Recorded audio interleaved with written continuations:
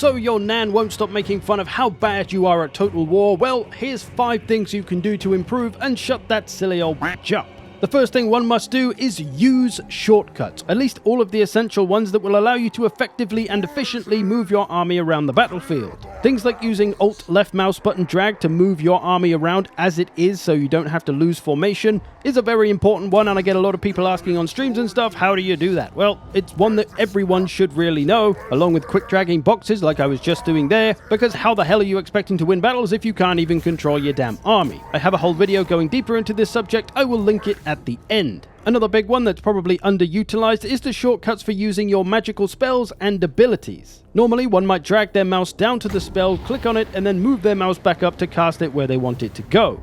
Well, there is no need to move your mouse down to the spells to actually click on them, because if you hold Alt and press the number keys 1, 2, 3, 4, 5, 6, you can select your spells this way, tapping it twice to overcast and again to cancel, so you could do everything with just Alt and number keys. You don't ever need to mouse click your spells. And it's the same idea with abilities. You can use these by pressing Shift 1, 2, 3, 4, 5, 6. You should never need to bring your mouse down to either of these little windows in the corner. If you can get it into a habit, you can quickly knock out spells and abilities, saving you maybe only a second or two per spell usage, but over the course of a battle and all the abilities and spells you use, that could add up to a good bit of micro time that you've saved. And that's going to only make you a better, more efficient Total War player. This'll get you well on your way to saying, fuck you, Nan, I'm good at Total War. And overall, these aren't hard shortcuts to use, it's mostly about just remembering to use them and making them a habit. That's the hard bit. If you can do that, you'll undoubtedly improve.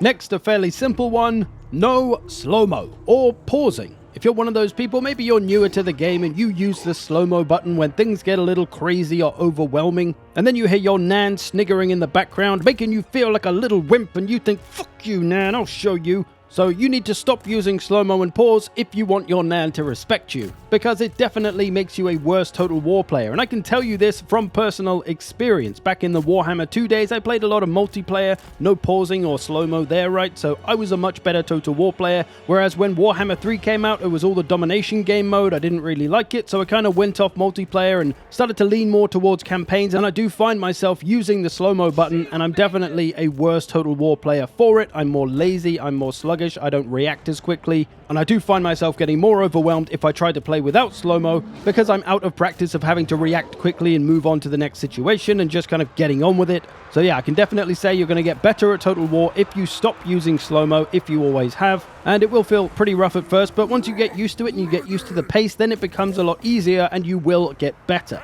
So give it a try, and do remember at the end of the battle there is the rematch button, so if you completely fuck it up, you can just try again and learn from your mistakes, getting used to that pace. You can become brilliant, like the sponsor of today's video, Brilliant. This is a platform all about learning stuff by actually doing it, in all of your favorite nerdy subjects: math, science, computer science, data analysis. And you can start from the ground up or wherever you feel comfortable. Maybe you've always wanted to delve into coding and computer science to understand your computer better, or maybe to pursue a career in such things because it is one of the more profitable career paths nowadays. Well, Brilliant can help you do that with clear and concise lessons that will explain everything you need to know to get at least a solid foundation in the subjects. Everything about it is very clean and well presented, helping you focus on the task at hand. So instead of doom scrolling your life away through Reddit or Discord or Instagram, why not do something useful for your brain box mind machine and get in some intelligent learning? If you want to check it out, you can use this URL, which will be linked in the description, or this QR code to get to the app on your phone. It is a subscription-based service. You will get a discount on that subscription if you use my link, though. There is a free version you can mess around with, or a 30-day trial of the premium version, which will give you full access so you can mess around with it before you spend any money. Thanks again to Brilliant for sponsoring this video.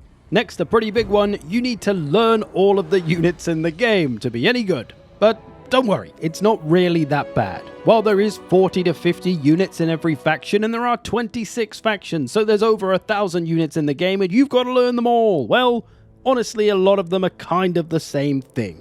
They are reskins, if you will. They all kind of have the same role, you use them in the same way, and you deal with them in the same way. For example, Trolls. They are a monstrous infantry with big armor-piercing damage. Primarily, they want to smash infantry to pieces. What about Crypt Horrors? They are a monstrous infantry with big armor-piercing damage. Primarily, they want to smash infantry to pieces. Rat Ogres. They are a monstrous infantry with big armor-piercing damage. Primarily, they want to smash infantry to pieces. Croxagores. They are a monstrous infantry with big armor-piercing damage. Primarily, they want to smash infantry to pieces. Minotaurs. They are a monstrous infantry with big armor-piercing damage. Blah, blah, blah, blah, blah, blah. You get the idea. I said the same thing every time because they are literally the same goddamn thing pretty much. You will use them in the same way trying to smash infantry, and you will deal with them in the same way by getting all of your anti-large units, your spears, your halberds, your cavalries, missiles. All of these things will deal with monstrous infantries. So in your head you can group all of the monstrous infantries as basically one thing. You use them the same, you'll deal with them the same. Yes, they might have slight variations. One of them might have regen, one of them might have frenzy, one of them might have vanguard deployment. They're a little bit different in ways, but you'll still use them the same and deal with them the same, right? But there are some similar units that will be in a slightly different group. For example, anti-large monstrous infantry. Those are kind of a different thing because they'll have a different target. They won't be going after infantry, they'll be going after large enemies. Although they will be dealt with in the same way, so you get the idea, right?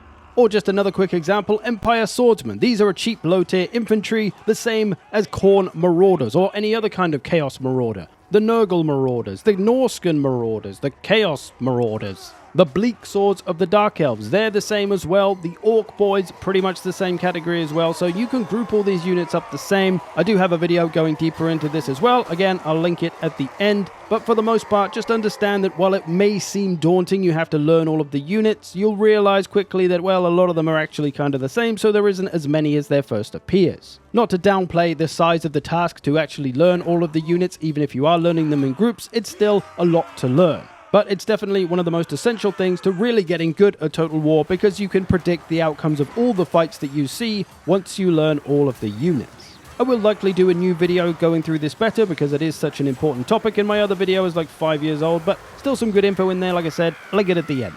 Another one that perhaps flies under the radar is that you should utilize terrain.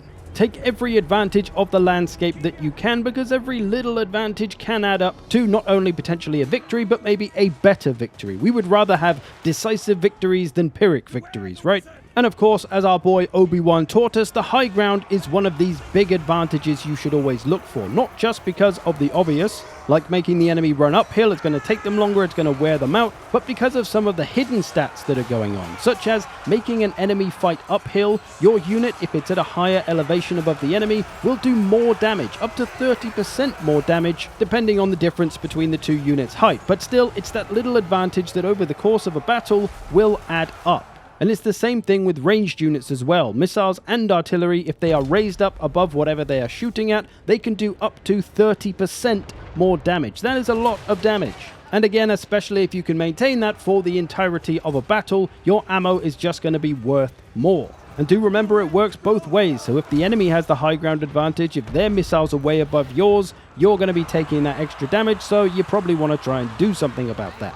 Shallow water is another thing you can take advantage of. This slows infantry foot speed and maybe melee attack as well. I can't really remember. The tooltip seems to have disappeared these days. But the speed thing is the most advantageous. If you've got a lot of missiles, it can buy you a little extra time for shooting the enemy before they reach you, especially if you stack it up with a speed debuff from a certain spell or something. You can keep them in that water even longer and do more missile or artillery damage. Or there's the good old trees, which will slow down large units if they run through them, but they can be good for setting up a cheeky flank of some kind, hiding your units, of course. Or if you're one of those smelly elves, you get advantages fighting in the trees, as do the beastmen, I think. So just these little things to take advantage of that can get you those little bits of extra damage here and there, and while they may not be a lot on their own, they will add up if you can pull them off here and there over the course of a battle. Or you can use parts of the terrain to protect yourself. If there's a little rock face, that can cover one of your flanks and things like that. There's lots of great ways to use the terrain, so goddamn do it. And lastly, no wasting magic. It is a valuable resource. You should put good thought into how you're using your magic and whether it's worthwhile what you're doing with it. For example, let's take the Purple Sun from the Lore of Death. It's a big damage spell, randomly moving vortex though, and it costs 18 winds of magic, which is a lot. If I used it in this faction, dropping it on an enemy front line, which is only a cheap unit of bleak swords, we can see the randomly moving spell goes into the middle of nowhere and does absolutely nothing for half the spell. And all it did was half the health off some bleak swords, who aren't a very good unit anyway, and that cost you 18 freaking winds of magic. That's a big waste of your magical money. And then there's trying to use things like explosion spells or bombardment spells on moving units, and you very often mistime it, and then you just kind of completely miss with the spell, and that's a big waste. So personally, I'd say take the RNG out of spellcasting, using spells that are reliable and predictable so that you don't waste your magical money. Or perhaps you're targeting the wrong enemy with certain spells. Like Wind Blast here, this spell does 0 armor piercing damage. So when I go and drop it on some Storm Vermin who have a lot of armor on, it does barely anything to them.